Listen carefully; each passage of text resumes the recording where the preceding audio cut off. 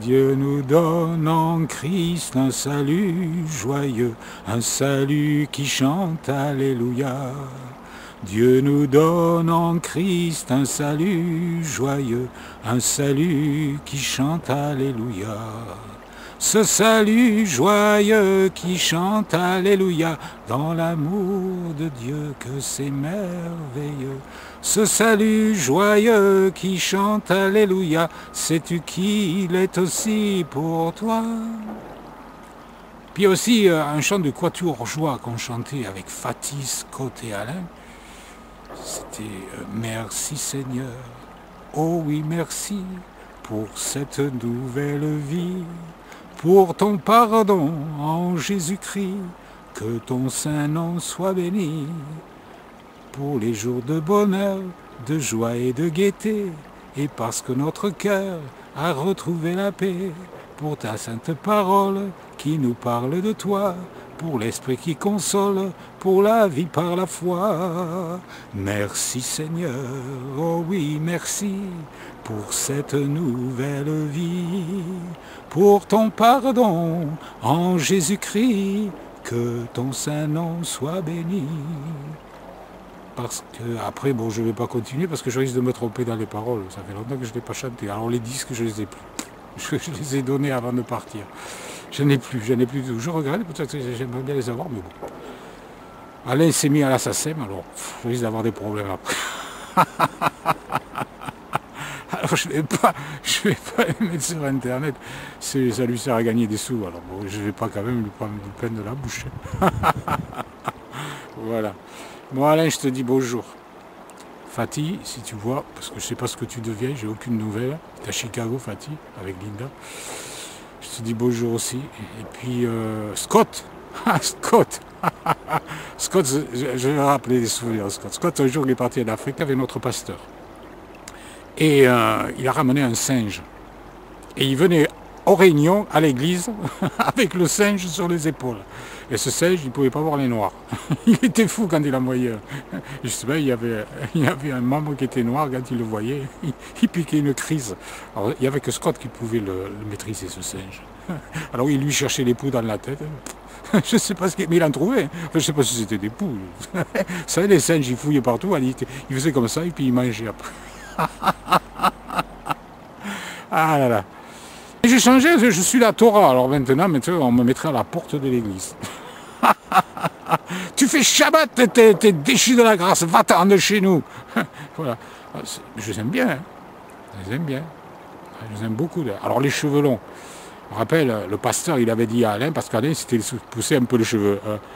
Peut-être pas aussi long que moi, mais bon, pas mal quand même. Hein. Ben, c'est que le pasteur, il lui a dit, il faut que tu coupes tes cheveux.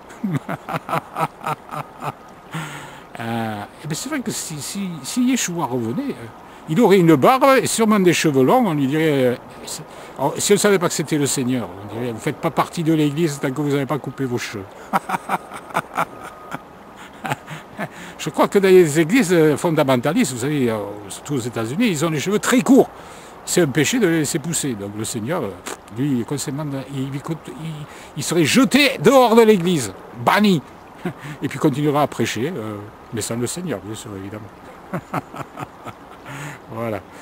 Est-ce qu'il reviendra en costume cravate, le Seigneur? Je ne crois pas. Non, ça c'est une mode de maintenant. Ouais, ouais. Non, il dit là qu'on aura des robes blanches. Je ne sais pas si c'est imagé ou pas, j'en sais rien, mais bon. En tout cas, c'est costume cravate, il n'en parle pas, le Seigneur.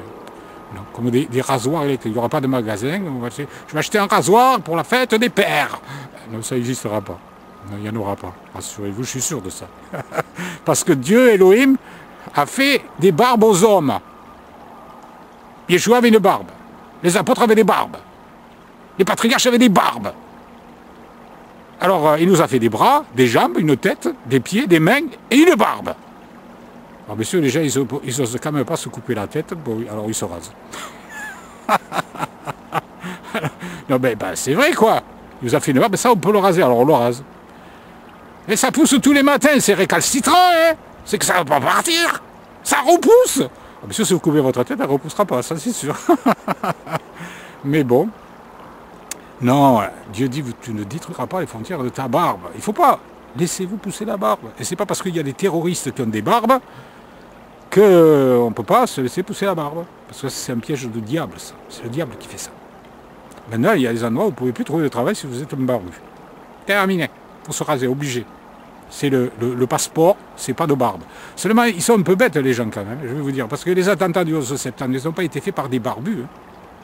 Ils s'étaient rasés, ils s'étaient habillés à l'occidental. Alors même les terroristes, ils vont au bal, ils dansent comme tout le monde, et puis les gens qui les connaissent, ils disent, on n'aurait pas dit.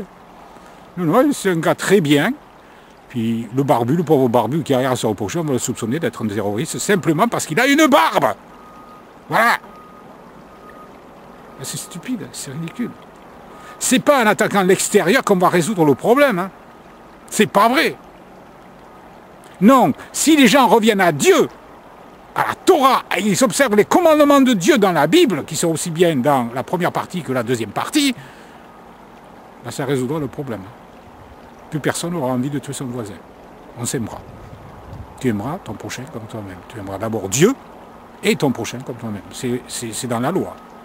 Et puis c'est aussi repris par les apôtres quand ils prêchent l'évangile. Voilà. Lisez la Bible, vous verrez, ça y est. Voilà. À bientôt. Au revoir. Et que Dieu, Yahweh, Elohim, vous bénisse, selon que vous employez un terme ou l'autre. Des fois, moi, j'emploie l'un ou l'autre. Ça dépend.